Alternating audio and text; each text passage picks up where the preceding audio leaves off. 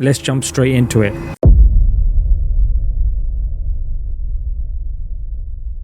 The first video. As ceasefire talks continue in Qatar, Israel is keeping up its attacks across Gaza. Hospital officials say at least 16 Palestinians were killed this morning, 8 of them children, when it bombed a crowd queuing for nutritional supplements in Deir al-Balah. Literally yesterday, as they were queuing up for, they're calling it supplements, but let's be honest, it's aid, yeah?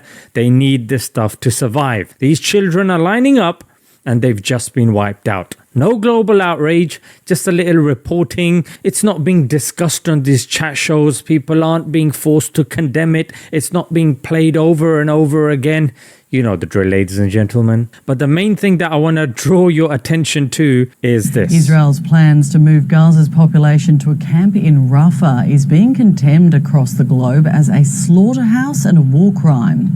Israel still maintains it will be a humanitarian city. Israel has been bombing Gaza to smithereens. It's literally flattened it. Now, right at the bottom of it, there's a place called Rafah. They want to build we're saying it's a concentration camp, yeah? They're calling it re-education camp. Re-education camp. Now they're using terms like, oh, it's a city. That's what we're going to, oh, okay. Are there going to be banks there, schools there, hospitals? Are you going to be creating an infrastructure? Are there going to be passports, airport? Let's see. But admits Palestinians housed there won't be allowed to leave. Hey, what kind of city is this? You get to come in, but you don't get to come out. What the hell is this? What kind of sick, twisted, weird concept is this? Call it what it is, you weirdos. You know that YouTuber Ethan Klein? A guy approached him and his wife and asked them to say free Palestine and condemn what's going on. And they did. And I looked at the comments and it was interesting because they were saying that we know these two, him and his girlfriend, are pro-Palestine. But the fact that they're being pressurized enough that they can't admit this on camera without there being outrage is progress enough. How you doing, sir? Back again. All right. Hey, look, we got a question for you. Sure. We already know what your answer is. Yeah, go But ahead. what is your stance on Palestine? I love it. You love Palestine? Yeah. Palestine. You don't support Satan Yahoo? No. You were in the IDF. So, wait, hold on. You were in the West Bank. You used to go in people's houses in the middle of the night? No. She's a secretary. I was a secretary. You were a secretary. Yeah? Can we get a free Palestine from you? Sure, free Palestine. All right, cool. Because anyone that is seen defending Israel, I'm sorry, but you have no leg to stand on. And if that's not all, have a look at this. BBC staff say, yeah, remember BBC is tax funded. It's not linked to any supposed government. They're supposed to be unbiased. They're neutral. But BBC staff say, we are forced to do pro-Israel PR, public relations. This was a devastating letter signed by over 100 BBC journalists. Underlines one of the great scandals of our age. More than 100 BBC employees have written a letter to the Director General Tim Davie complaining that the corporation has become a mouthpiece for Israel. And ladies and gentlemen, you know another joke? Francesca Albanese, yeah, she's the UN rapporteur. I am the first UN person to be imposed a sanction for what? And she's been sanctioned by the United States of America. The woman that's been speaking, probably one of the most respected, high-ranking voices against the genocide in the last year, because she's a Italian human rights lawyer, UN Special Rapporteur, and she speaks from a higher level and a level of knowledge. Let's see what she says. For having exposed the genocide? Eh? Look, it's very clear what Israel is doing. We can deny, we can hide from the truth, but the truth is under our eyes. This is what I'm saying. I mean, it's people can continue to perform stupidity. Francesca, don't speak about Richard like that, yeah? The guy just wanted his question to be answered. Don't take these digs, you know what I mean? You know Richard in English, I kid you not, ladies and gentlemen. Short for Richard is Dick. It just makes sense. Honestly, like this is, look, before you get offended, this is the English language. Tom, Dick and Harry. That's Dick is Richard.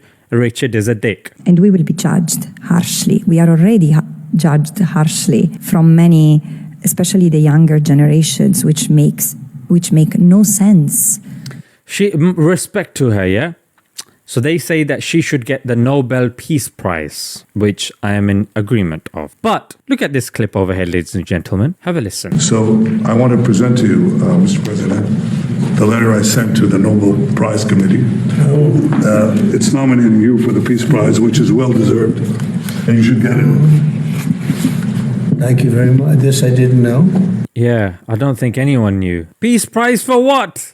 And the guy giving him the recommendation, he's got an arrest warrant out for him by the International Criminal Court. What the fish is going on here, mate? Ladies and gentlemen, there's a saying. They say might is right. And today, these guys, because they're powerful, they have technologies, they have all of these things with them, it doesn't matter if they're bumbling buffoons. They get listened to. Even countries like the UK have no choice but to tag along with what the US is doing. And ladies and gentlemen, we need to realize from our home levels as well. Israel is doing so well because of its influence, because of its power. Islam has the knowledge side of things, and Islam has the practical side of things as well. The knowledge sides of things, fiqh, aqidah, tazkiyah, and the likes, that's the knowledge side of things. The politics side of things also exists as well. The caliphate, and you've got where you need to do war, you do war. And these things are not being mentioned enough, and it is weakening the ummah. We need to educate ourselves of this. We need to create a generation, a young generation that is not too worried about their pronouns and about the level that they've reached on Fortnite and Call of Duty, but they are actually looking after themselves mentally, physically, and spiritually. You've got kids that are addicted to games, Labubu dolls, being labeled with anything and everything under the sun, autism, ADHD, and this and that. Can't seem to string a couple of sentences in public because they're just so socially awkward.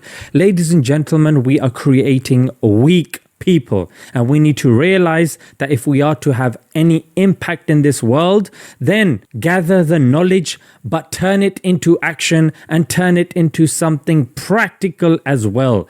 Make sure that you are creating, and you yourselves, and I speak to myself before I speak to you, we are strong mentally, we are strong physically, and we are strong spiritually. We understand the religion holistically, and we don't just take from YouTube shorts what the deen is. We sit at the feet of scholars and we understand, and we learn that the scholars on the members and the scholars on YouTube won't be able to say the complete deen. Why? Because obviously censorship and certain people talking about, hey, you know, everything is rosy and cozy, and I'm not going to mention certain names of people doing this and that because I don't want to be cancelled. Guys, we've got to be serious. You know what I mean?